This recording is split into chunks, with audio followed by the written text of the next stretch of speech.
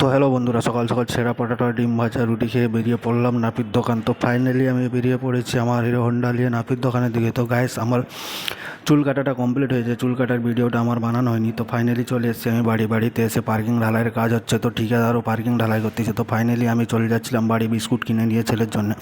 তো আস্তে আস্তে দেখলাম একটা বানর বিস্কুট হাতে দেখে আমার কাছে ছুটে চলে আসে।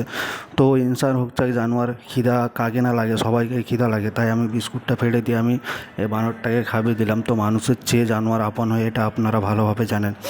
মানুষের কোনো দিন উপকার করবেনই, জানোয়ার উপকার করবেন। তো ফাইনালি গাইস, আমি বেরিয়ে পড়েছি একটা জায়গা আপনাদেরকে দেখাচ্ছি। রাস্তা যেতে যেতে আমাদের এদিকে কাঠের পুলটা, তো আমি যাচ্ছিলাম একটু কাপড় কিনতে। তো ফাইনালি গাইস, আমি চলে এসেছি কাপড় দোকানে। তো কাপড় দোকানে আমি এসে লুঙ্গিটা কিনলাম। তো লুঙ্গিটা কেমন লাগলো আপনাদেরকে আপনারা কমেন্ট করে জানাবেন। তো ফাইনালি আমার কিনা কমপ্লিট। আমি এখন চলে যাবো বাড়ি যেতে যেতে আমাদের কংসাবতী নদীর ভিউটা আপনাদেরকে দেখাচ্ছি। তো ফাইনালি গাইস, ভিডিওটা কেমন হলো আপনারা কমেন্ট করে জানাবেন।